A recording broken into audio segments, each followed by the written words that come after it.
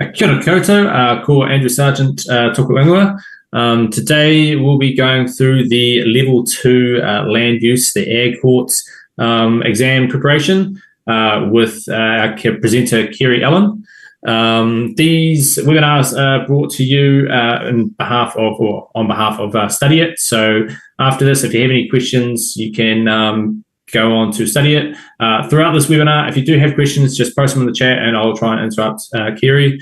If there's any sort of questions that you got from the previous two webinars that we've done, feel free to pop them in the chat as well. Other than that, without further ado, over to you, Kerry.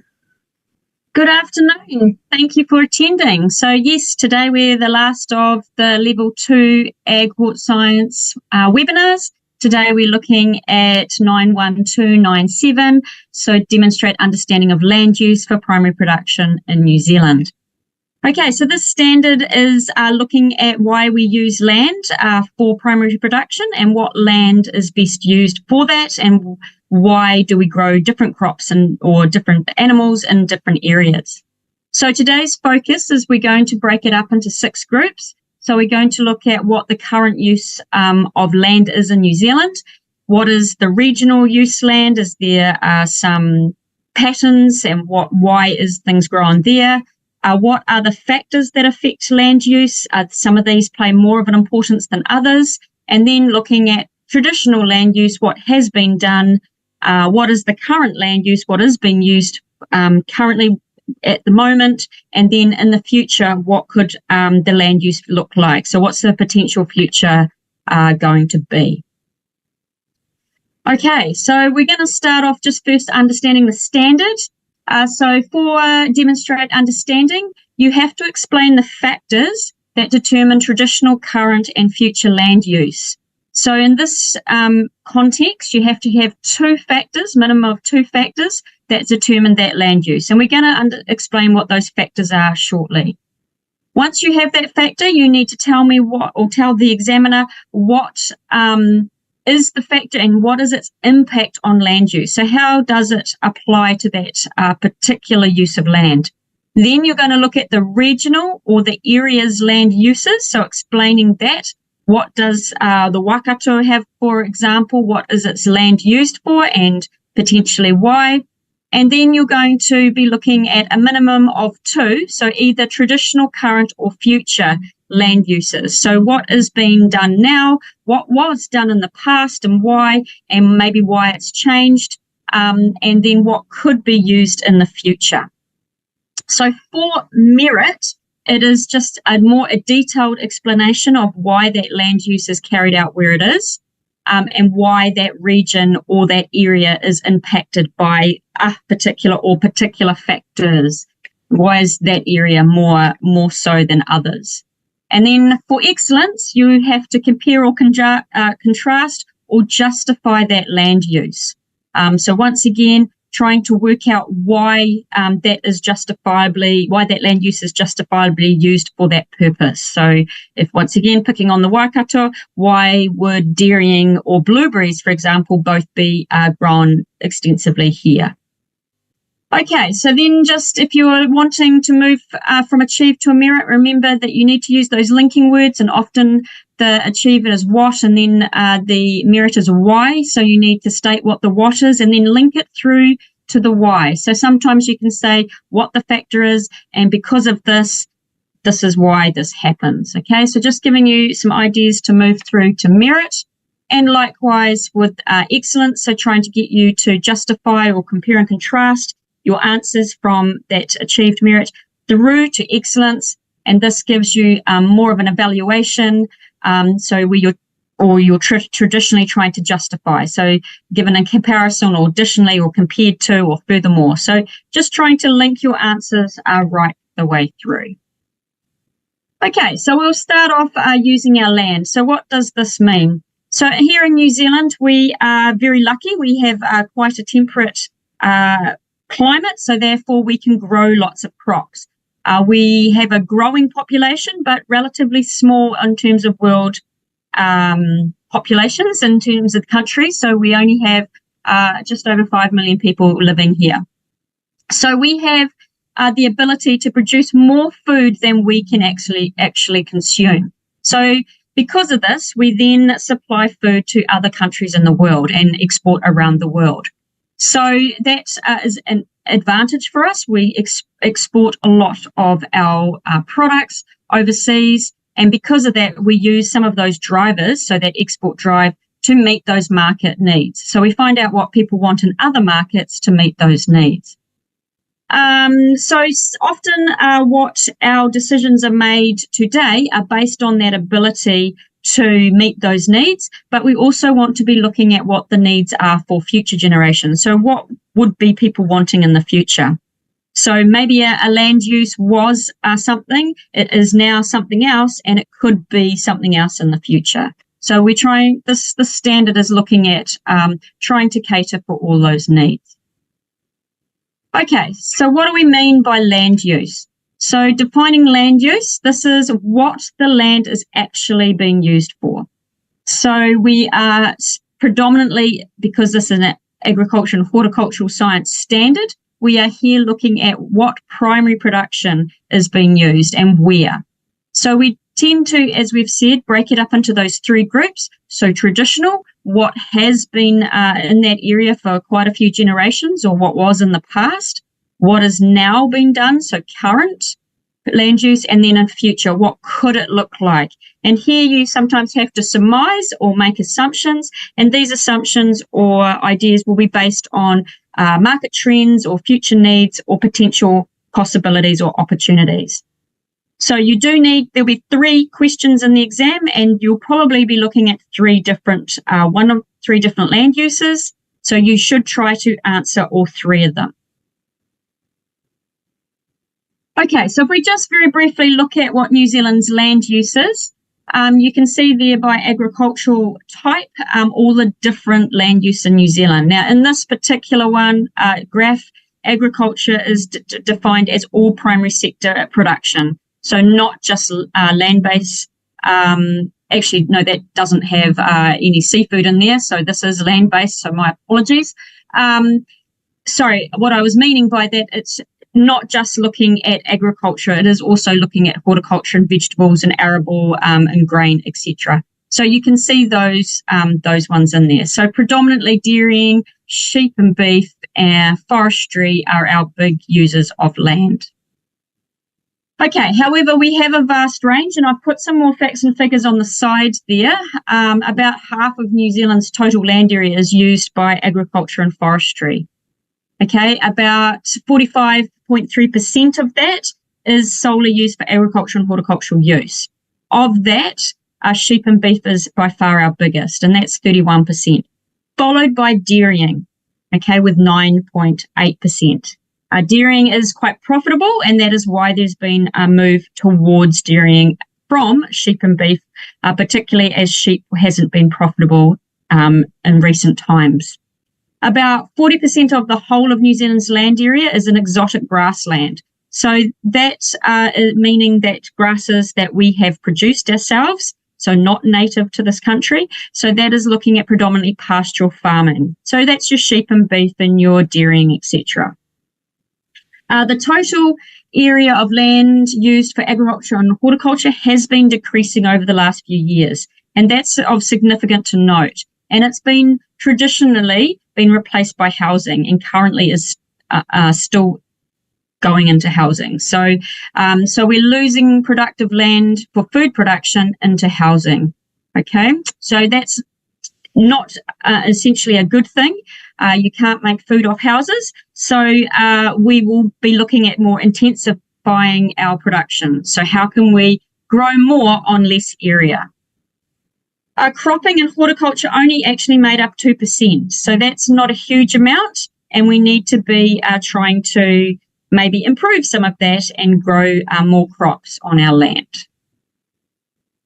Okay, so we're just going to look here at some of those numbers again. Number and the size of farms have decreased over the last 20 years, but export earnings have actually increased. So what we're producing more for more money on less land. So probably a good thing.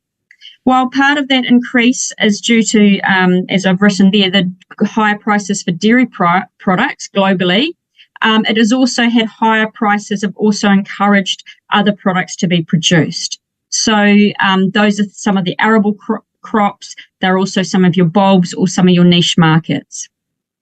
We've also had, in the past, dairy numbers increasing, as we stated before. So it was quite low, only about 3 million. So there was a lot more sheep and beef. But then it increased to about 7 million, and now we're dropping again. So 6 million in 2019. And you can see that in the graph, and we are dropping even more for dairying. Okay, so that will continue on for a little bit longer. So we've probably done peak dairy. Okay, so we've hit that peak, and now it's going to be dropping off. And that's due mostly to the factors of environmental and political, but we'll cover factors shortly. Okay, if we look at regional land use, and I'm not going to go through all this either, but you can see that most of the land is in Canterbury is used for agriculture, and then Otago and the Waikato going right through down to Nelson area. So you can break these up. So Waikato and Waikato and Taranaki are the biggest dairying. So they're on 28% each, roughly. And you can see that those other areas also have have a lot of agricultural land. So more than half of their production comes from primary products, or half of their land use comes from primary products.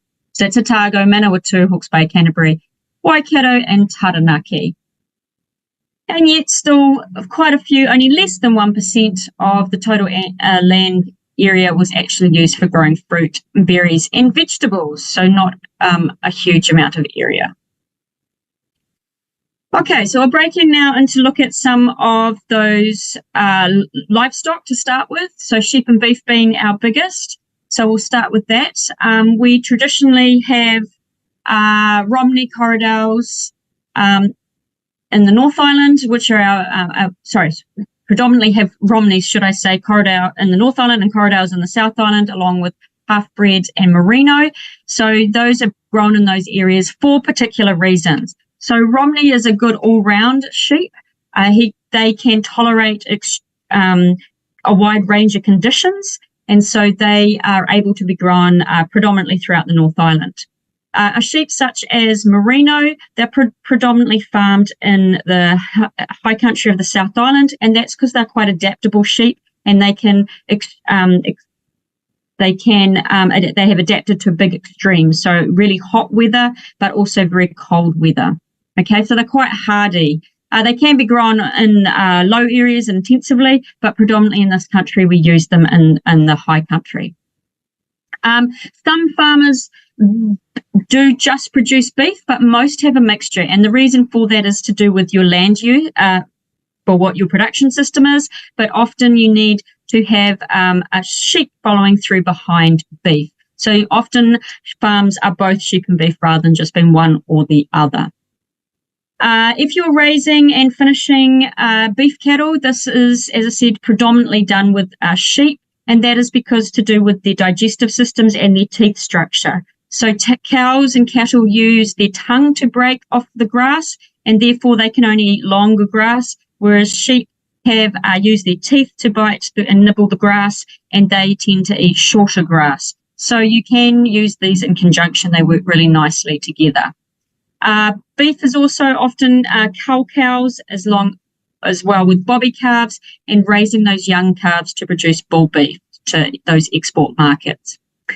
So in the 2020 year, New Zealand was the third largest producer of wool in the world, but we only produced about 9% of the world's production.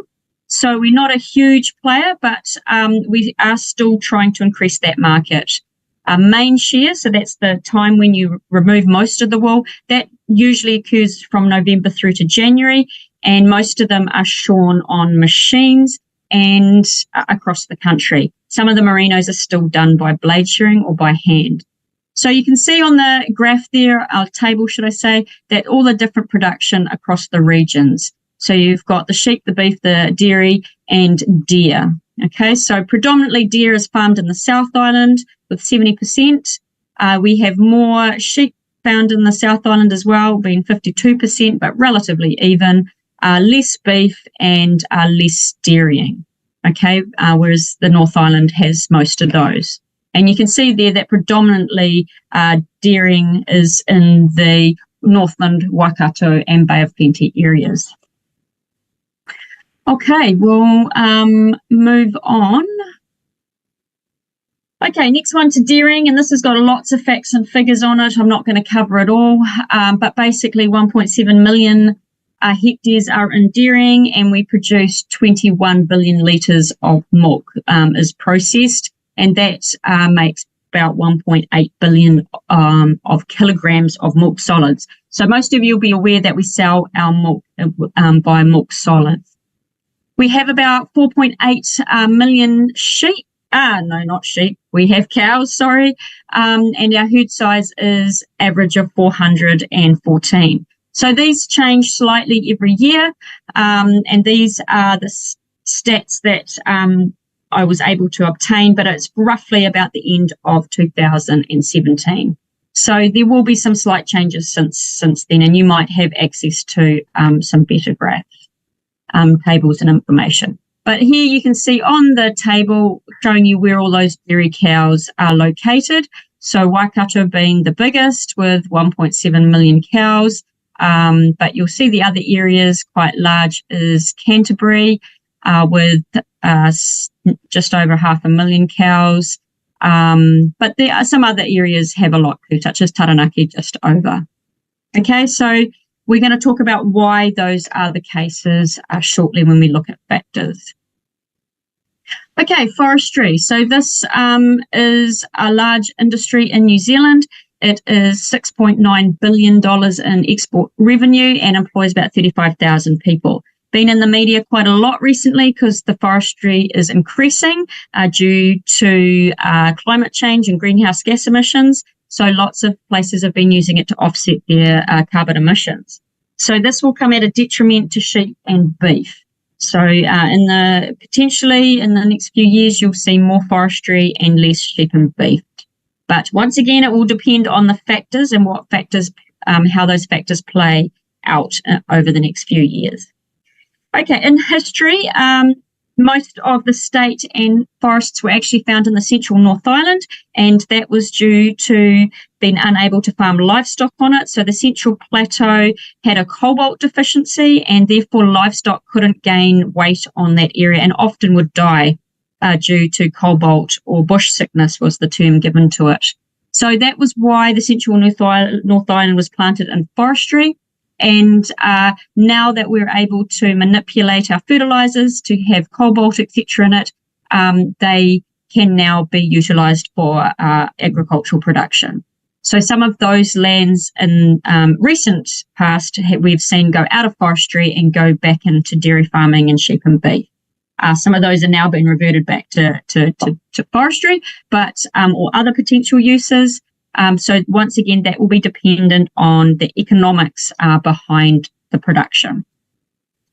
Okay, so you can see there on the figures that predominantly the central North Island still has the largest amount of forestry, with Otago, Southland coming not in a second place, and then the other regions such as Northland, East Coast, Hawke's Bay, Southern North Island and Nelson Marlborough are coming in quite closely behind.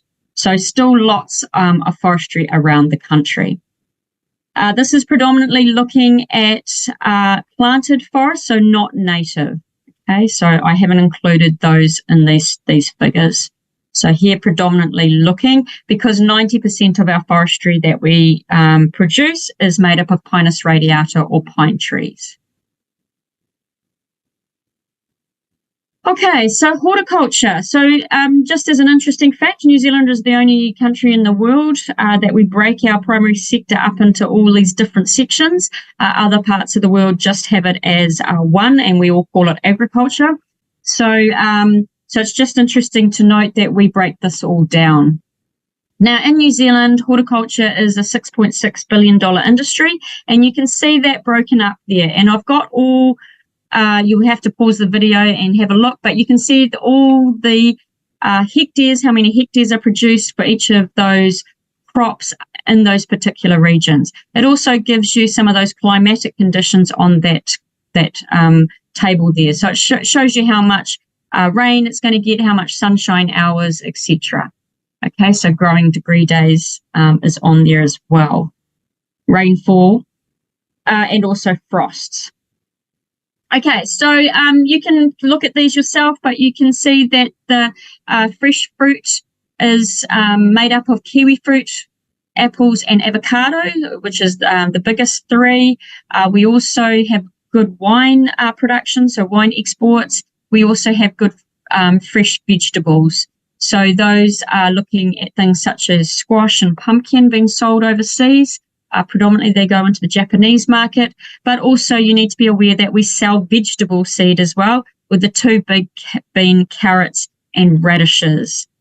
We also produce bulbs, so Southland produces a lot of bulbs, tulips, etc. For the export market. Just a better breakdown here of all the different fruits that are and where they're found in the country. So you can break these down by that type. So you can see that apples are predominantly produced in the Hawke's Bay and then Nelson Tasman area. Likewise, viticulture or wine grapes are predominantly produced in Marlborough, and then the other areas such as Hawke's Bay, etc. Kiwi fruit, the largest being the Bay of Plenty. This once again, we'll have some slight changes, but I couldn't find anything up to date. So this is as 2017. So there will be some slight changes, but predominantly this is what it still looks like. Summer fruit is peaches, apricots, plums, etc., cherries, that type of thing. You can see that Otago is the biggest area, and with Hawke's Bay being next. Avocados, Northland and Bay of Plenty. I'm not sure whether Northland has now outstripped the Bay of Plenty, but I would have a suspicion that that would be now have happened with some of those big companies now putting in avocados such as Pamu. Okay, so I can leave you to read the rest, but you can see that it shows you that differentiation out between each of those. And now if we look at vegetables, so you can do the same here, and you can see so the left-hand side is showing you outdoor vegetables. So these are produced outside. The right hand are indoor crops, so all grown inside, so either glass houses, etc. So once again, asparagus, pretty big in the Waikato. Broccoli, pretty big in the Auckland, which is the Pukekohe area. Carrots predominantly grown in Canterbury, and then next would be the Manawatu, which is actually Rarahi, Ahakuni area. Sorry, actually, yes, that's correct. But also Auckland, being in Pukekohe, is actually more than those areas. So you can see there all those different types of crops. Hawke's Bay for squash, as I said, those are sold into Japan, and Canterbury for potatoes. So a lot of McDonald's potatoes are produced down there. And we see tomatoes predominantly picked in Auckland or grown in Auckland, and we'll talk about the reasons why for that shortly. Likewise with capsicums and cucumbers, and predominantly salad vegetables. Okay, so arable, this is looking at crops such as wheat, barley, and maize grain. So not maize for agricultural feed. This is maize. And this one is, for agricultural feed. So using it to grow more maize. So using it as seed. Okay, so at the top there, it's showing you the wheat. So predominantly this is produced in the South Island and mostly in Canterbury, because of the good amount of climatic conditions down there. So this is grown for bread, essentially, mostly for flour production. We don't produce enough for our own supply, so we actually import a lot of this from Australia. Barley, predominantly used for malt in the beer industry, beer production, but also used in stock feed. And once again, this is produced mostly in Canterbury. And then maize grain, so this is the seed requiring to grow maize again. This is largely grown in the Waikato, Bay of Plenty and Hawke's Bay and Gisborne areas. and that's due to the climatic conditions as well. Okay, so we've talked a lot about what things are grown where, and these are for the following reasons. So they are grown due to economic, environmental, technological, social, political, and workforce considerations. So these will determine where and why a crop is grown. So if I just go back to those greenhouse crops, we said predominantly most of those are grown in Auckland area. That is because you're very close to a workforce. So a lot of people can be accessed quickly to be able to pick those crops or to manage or grow those crops. Likewise, things such as the Canterbury Plains, they are grown there. If we look at wheat and barley, they are grown there due to their environmental conditions, which is long, flat areas in which to grow, but also really good climate, so sun and rainfall hours. Okay, so we're going to look at each one of these now, and we'll start with environmental. Now, we predominantly choose a crop to grow because it's able to be grown in a particular area, and not all land is the same. They don't have the same physical factors. Now, if you're covering physical factors in one of the other exams, achievement standards, then this predominantly covers this area here. So we can only really grow food on good, highly productive land. And that has to have a good climate, it has to have a good soil, and generally the topography needs to be flat or gently sloping. If we don't have those three conditions, it's much harder to produce crops. And hence the big push to stop putting houses on good productive land. Because once that land has got a house on it, you're less likely to be able to use it for food. Okay, now if you don't have your food production on this land and you have to find other land to grow it, it is going to be much harder to grow. And therefore you will have higher inputs and higher costs. So if you're growing things where there's not enough rainfall, you're going to have to supply that irrigation. So it might cost you to produce or to get water in. However, we want to be close to cities because that is where our markets are and our labour force. So it's one of those things where they work together, where you're wanting to be close but not too close, because otherwise you have encroaching land from the city, encroaching your land from the city. So highly productive land is often less prone to erosion or to leaching because it's being used and it holds nutrients a bit better, and it's has more turnover of your crops. So in areas that are highly productive, this is Pukekohe area. That is why it is all generally used for market gardens, such as potatoes and onions and leafy green vegetables. So they have quite good turnovers. If you're growing leafy green vegetables, they're there only for a short period, or they get 2 or 3, 4 crops in a season. Lower productive land tends to be used for livestock, grazing livestock. So here I'm thinking of the High Country, South Island, or King Country, where we have quite steep topography. You're not going to be able to grow crops on that. It has cold conditions and is not suitable for many other food production uses. So often that is why they grow livestock on there. You're not going to change too much from that unless you're going into trees. So some yields can depend on how it's been managed and what inputs are put on. So we're looking at water and fertilizer. But however, we need to be mindful of the environmental impacts from those. So when we're adding irrigation or fertilizer, we want to be using enough so that the plants can uptake, but not too much. Otherwise, it will cause runoff and degrade your environment. Now, all land in New Zealand has what we call land use capability, and this is an LUC. So this is dividing all land up into 8 LUCs, and it's the class, and it's based on their potential for sustained production. So number 1 to 4 are your most suitable for cropping and most productive for pasture and forestry. Okay, and it goes through to number 8, which is generally not used for agriculture and is predominantly used for conservation land. So here I'm thinking of some of your really steep, high country stations or areas that are literally too hard to farm, too cold, can't get a tractor in there, etc. So we generally will just let it revert back to native or leave it as it remained.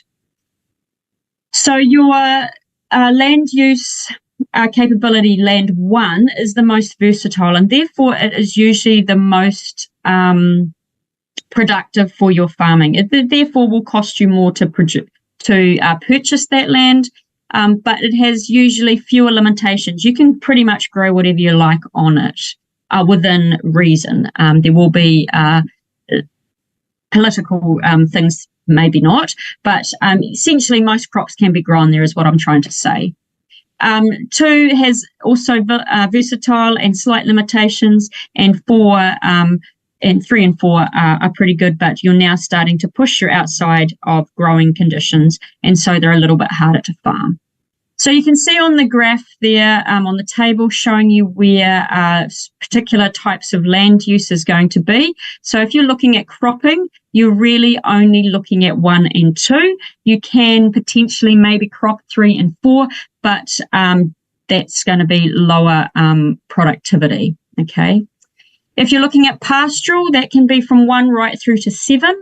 Same with forestry. Neither of those two are fussy about where they produce. Some will just take longer than others. And then general suitability, 1 to 4, you usually can grow, as I say, any crops, but 5 to 7 is usually only pastoral or forestry. And then 8 is generally unsuitable for land agricultural production. Okay, so I'm not going to spend too much time on physical factors because that's a whole standard all by itself, but you do need to understand that those environmental factors determine how that land can be used. For example, kiwi fruit does not like frosts, so you're not going to grow them in the bottom of the South Island. It is too cold down there. They do require some chilling, and yes, you probably can grow the odd kiwi fruit crop down there, in particular in microclimates, but generally, as a general rule, it is far too cold down there, and it won't survive well. So we tend to only produce those in the North Island and in the top of the South Island and the Nelson area because it's got a nice microclimate. Whereas dairy can be produced all year round with different management systems, and so therefore can be produced anywhere in the country. Tends to be areas with a lot of ability to grow grass, so with a lot of rainfall and good growing degree days. So that's sort of the Taranaki, Waikato, and of course Canterbury Plains if you use irrigation. If you don't have irrigation, you're probably not going to dairy. Whereas merino sheep, for example, really like dry conditions. That's why they produced extensively in Australia. They love dry conditions. And your high country areas, they tend to have lower rainfall. Not always, but tend to have lower rainfall, and it dries out quite quickly. So they like that. Now, as we've said before, different regions have different things, particularly the climate and their topography.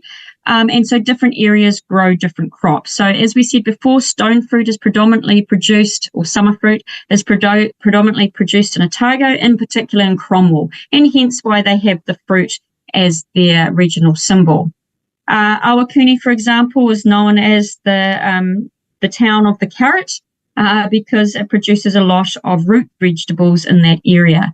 And this is because it has highly fertile volcanic soil, so the soil is really young, from out of Ngarahoe, Ruapehu and Tongariro, and it has free draining soils. So the carrots can grow straight. They go straight down and grow quite long and large. Central Otago, for example, is hot and dry because you need that for those ripening of those stone fruit, but equally you need some really cold, harsh winters to set the fruit, and they need up a certain amount of cold degree days. So hence they grow really well in those areas. It gives it a really intense flavour. Now, yes, you can grow stone fruit in the Waikato, but predominantly we grow them in areas where it's easier to grow. Okay, so that is why those areas produce them. Okay, so once again, looking at our land management. So this is how we use the land. If it's easy to use, such as you're able to use a plough on the back of a tractor to till, or if you can put irrigation on by rolling it out or using centre pivots, then land management is much easier to use and to do. If you can't do it because it's too hilly or it's hard to get water from a particular area, then you're less likely to have those things in those areas. So we need to work with what we've got.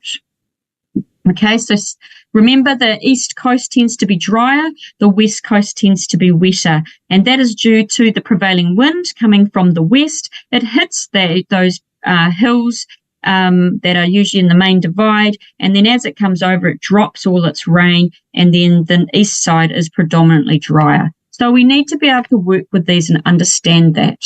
You're not going to be able to change that. However, if you can irrigate, then that's great, but not all parts of the country are able to do that, and it has some intensification issues. So we are seeing those now in Canterbury, for example. So by manipulating some of these physical factors, we have actually intensified our production. So 50 years ago, there was very little dairying in the Canterbury Plains, and predominantly because we couldn't irrigate. With the adventation of technology, and we'll look at that as a factor, we have now been able to irrigate, and therefore dairying, due to the financial rewards that you gain from that, has therefore now been produced on the Canterbury Plains. We are now seeing some issues, and environmental factors are coming from that because it has such free draining soils, and it is causing runoff into our waterways. So you would have seen some of that in your studies. So depending on how much you can intensify will depend on how much you can produce. And so agriculture is having some discussion about this, whether this is a good thing and whether it should be reduced. So there's a lot of discussion around that at the moment.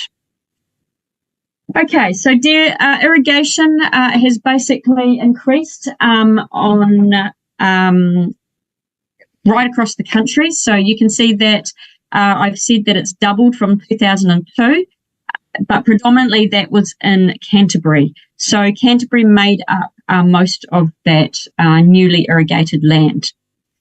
And this means that you have a change in composition of the soils because you have different growth material there. So you have more organic matter, that breaking down, you have more microorganisms, you have different root growth, etc. So this can cause a loss of carbon dioxide to the air, increased nitrogen leaching, etc. So as I said, some of these changes has caused some environmental impacts, and that's where we're heading here into the next slide. So these can be positive or negative impacts, but predominantly at the moment we could probably say some of it is more negative than positive.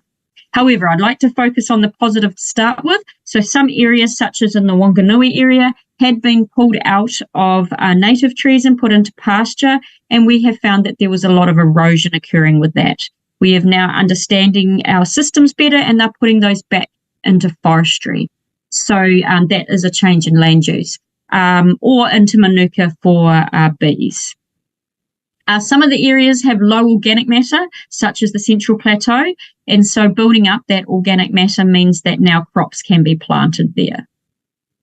Negatively, also, as we've talked about, irrigation, use of irrigation and those nitrogen limits and effluent into waterways, etc., can be a negative. So we need to be able to look at both the positives and the negatives for our land use. So there just summarizes a bit more. It's talking about what happens to biodiversity, looking at erosion, and also looking at those excess nutrients. So you can pause the video and read that. Okay, probably the biggest one for the moment, and the one that's causing quite a lot of stress in this country, is looking at climate change. And whether you agree or disagree with some of the things that are coming out politically, we need to accept that there's some things we're going to have to change and adapt to. So one of these is that we are getting more extreme weather events, so droughts, that we've been having, but also equally flooding issues. So we need to be able to work in a balance with the environment and understand that some of these things are changing, and therefore we may need to change some of our land use. So maybe the Waikato in 20 years won't only have a lot of dairying on it, might have lots of other things happening on there as well. Okay, now a lot of it comes down to economics. So an economic plays a big factor. Now, most people are in primary production to make some money. So it is a lifestyle choice, but it also is there to make people money and that they're enabled to live off. So we often will produce crops or use our land for economic benefits to be able to grow something. You're not going to continuously grow something if you're not making any money. So we need to be mindful that in terms of changing land use, it's usually to something that is making money, it's more economic. And if it's not making money, then we have to be able to understand what we are doing and why. So if it's for other reasons, then we need to understand that.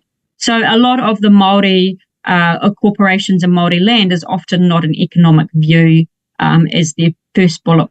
Their first thing. They will actually look at it from a cultural perspective and have a long-term view of how their production is run. Okay, so for example, Ngāi Tahu has a 500-year plan, so they are looking at over the whole 500 years on what things are best for their land. So not always looking at economic. But this does play a big part, and often it is what profit it is, so what is the costs and returns, and what does that compare with other businesses? So if we compare dairying with kiwi fruit, for example, which one of those would you choose and why? Often it's infrastructure. So how can we implement a crop? What is the cost structure to set that up?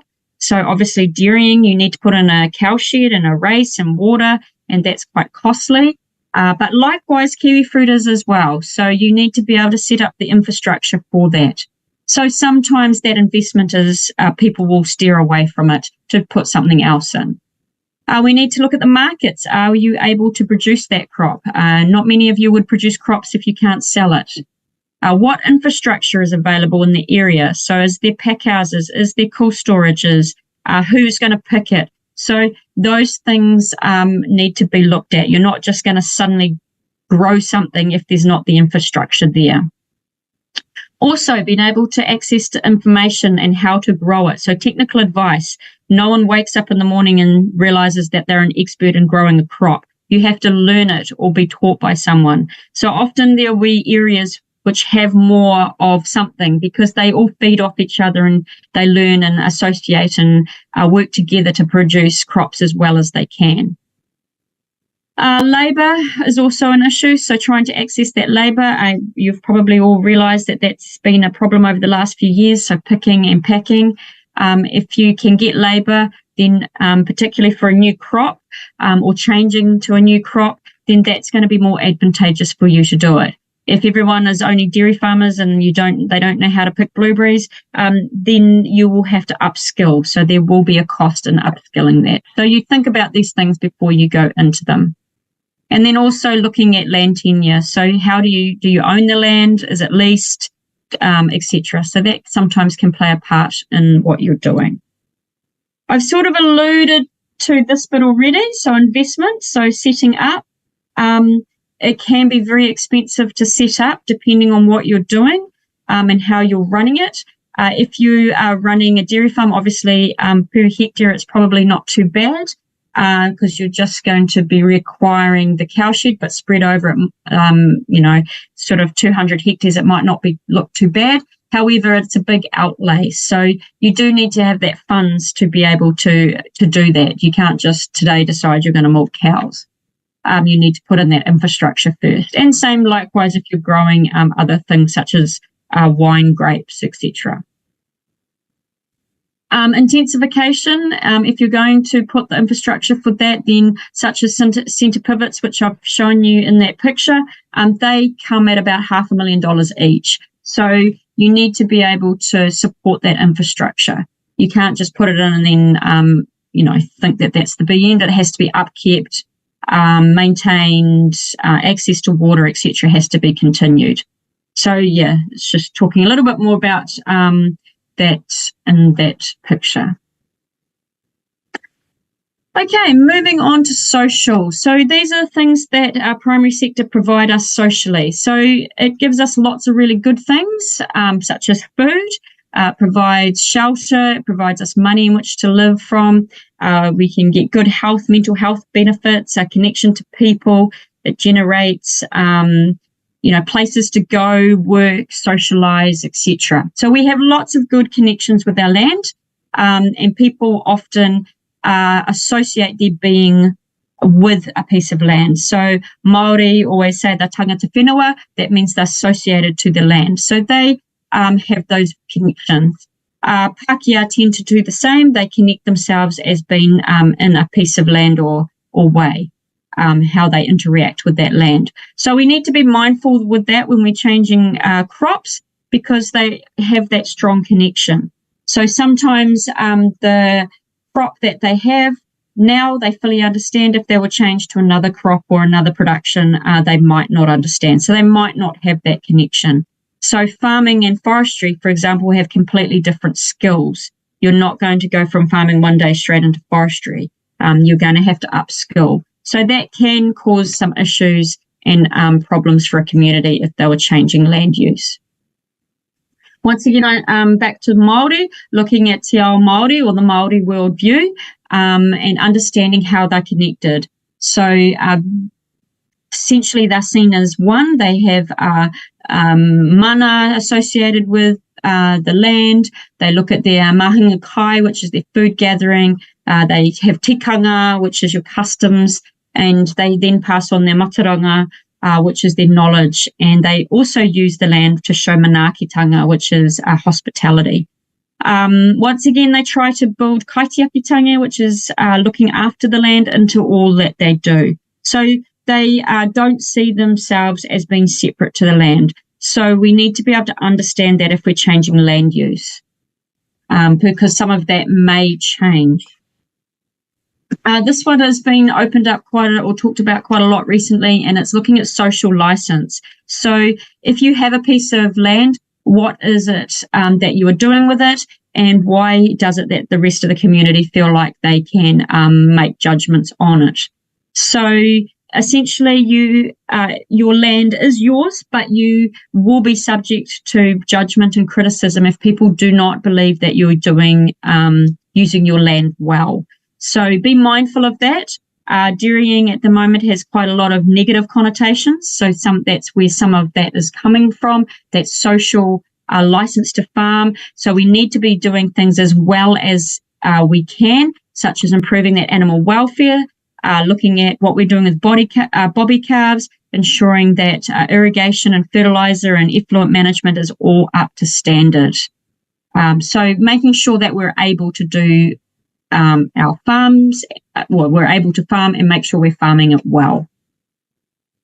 So some of the positives coming out is that we, particularly socially, is that the primary sector is a huge employer. So we generate a lot of employment.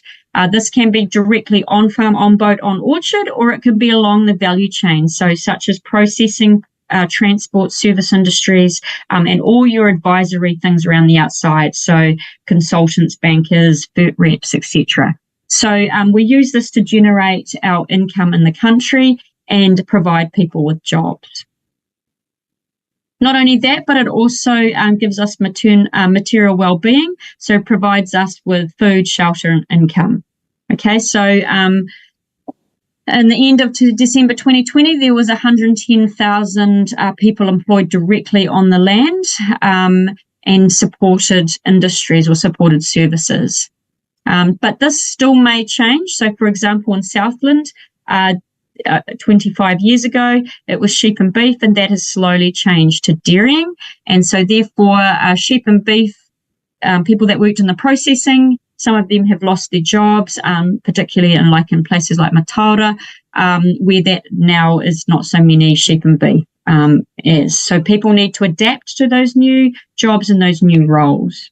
Likewise, with Bay of Plenty, when I was a child, the Bay of Plenty was predominantly dairy farming, and now it's predominantly kiwi fruit. So those have changed, and people's expectations have changed as well. So our biggest threat to primary production is that urbanisation that I talked about before. So we're getting more and more land changing to urban use, and there's a picture there showing that sort of changing. The most stressful, as I've also mentioned, is that we are actually putting houses on highly productive land that will now be not available for agriculture. And we're pushing agriculture into more marginal land. So if we do that, it does mean that production will cost more to produce. If you're pushing something into a class 4 example, and they were in a class 1, that is going to cost more to produce because it's more marginal. So there are some incentives to try and stop that occurring. Okay, lastly, looking at workforce considerations. So these are what we require to work, people want to in the workforce. So when you're producing a crop, you need to be close to that market. You don't want to be producing or put in a big factory that's miles away from anywhere and no one can get there to work. However, we generally require more workers than we can actually find in New Zealand. So a lot of them come in on the Recognised Seasonal Employer Scheme, or often called the RSE, and those have increased in the last few years because we are short-staffed. However, there is also an increase in mechanism. So we are changing into robots and bits and pieces. So at the moment, we don't have a fully automated systems, but that is more and more increasing. So we just need to be aware of that. Okay, so political, a lot of regulations that are occurring here, and you would have heard that a lot in the media, particularly with carbon at the moment. And so these are going to cause some changes in land use, potentially. So it can either prevent things from happening, such as you might not be allowed to have a dairy farm in this particular area because of nutrient discharge, and it might mean that in other areas you can't do something else because of some other reason. So we just need to be mindful of that. This could be a pig farm due to the smell, cannot be put near a city, for example. So we need to be aware of what primary production does, such as dust and noise and smells. Vineyards, for example, operate 24 hours a day during the season. Milking, dairy milking, they are early mornings. So you can't just put them anywhere because you do affect other people. Likewise, there's, as I said, a lot of regulation on carbon at the moment, and so some of those are going into trees. And so that's been encouraged by the government. However, regional councils have a big say, and they also have their own plans, and they require some formal legislation as well. So some of these will be things that you can and can't do, such as factory farming, looking at pigs and poultry and egg and mushroom production. So some places that can occur, other places that can't.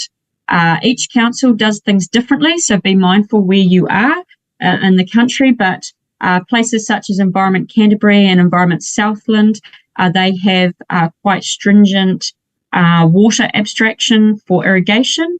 Some of the other councils do not, so they're not as stringent. So it just means you need to be aware of what those are if you're wanting to produce in that land. You can't just bung a well in and expect you to take water. So Canterbury is completely limited, and in some areas are not permitted for water extraction. Okay, city councils also have rules, things that they like to do. So, for example, you can't use coal in Kent, particularly in the Christchurch area. So a lot of the tomato growers used to bring coal over from the west coast via train into Christchurch and use them to heat their glass houses. That has all changed. They no longer can do that because of the clean air regulations that are set by that council. So you do just, once again, need to be mindful that every area is slightly different. Okay, all being compliant, all comes at a cost. So there's been a lot that have gone in recently, such as minimum wages increased, your environmental costs have all increased, such as putting in riparian planting or changing things. So we just need to, once again, be mindful of these, that sometimes to be politically correct and make all these changes, there will be some form of cost, either economically or socially. Okay, technological. I think we're just about near the end. So this is looking what the changes have occurred in terms of technology, and I talked about the Canterbury Plains earlier. So the Canterbury Plains, as we said, with the technology infrastructure, have been able to irrigate and replace some of the other wasteful flood systems that they used. However, we have got areas such as new cultivars, pruning systems, robotics, aerial top dressing, etc. So we've intensified with all that new technology. And I'm not going to go through all these. I'll just leave that there for you. You can stop the video and read them. But these are all our technological changes. Some massive changes there, such as the New Zealand's development of rotary sheds, and hence why we have gone into big intensive dairy farms. So those are some of the really good things, the positive things we've done in terms of increased production, but they sometimes come at an environmental cost, which we are now paying for. And that continues there. Some of this is moving into the future, so looking at complete robotic tractors, all GPS with no drivers, precision agriculture, robotic harvesters, such as in the such as in the kiwi fruit industry. So a lot of changes are coming about. Okay, so we're going to now lastly just move into what different land uses. So I've got some lists up there about changing from traditional to current. And this one's looking at an example of converting forestry land to agriculture. So I talked about that earlier, that in the Central North Island was predominantly forestry land, and then it's been converted into dairying. And the reasons for that are outlined there. Okay, looking at current land uses. So generally the drivers that are used for current are because it's profitable and because the legacies of previous land uses. So it might be that that's what's been there before and the infrastructure is all there, such as processing, plants, etc. Converting from one land use to another has a high cost, and so that often won't be done unless there's some really big incentives to change. So you can read the rest of that information there. Okay, another example of a current trend.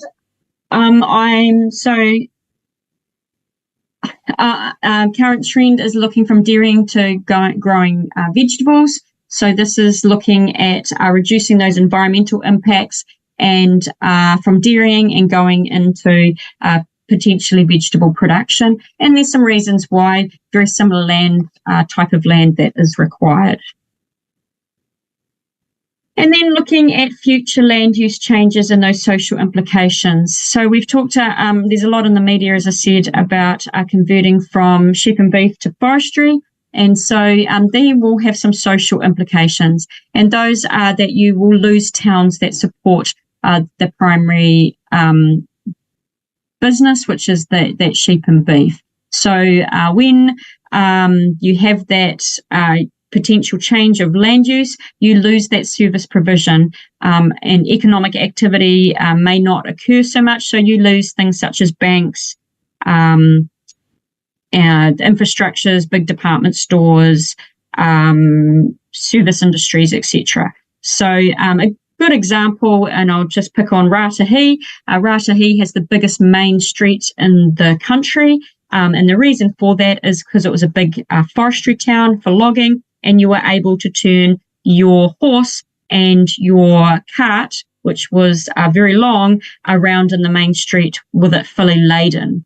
Now there is not very much infrastructure. So Ratahi was a very big town with mills, had lots of shops, banks, etc. And now, due to that economic activity changing or that land use changing, now most of that infrastructure is gone. It has a dairy, a cafe, and tries to meet the ski market.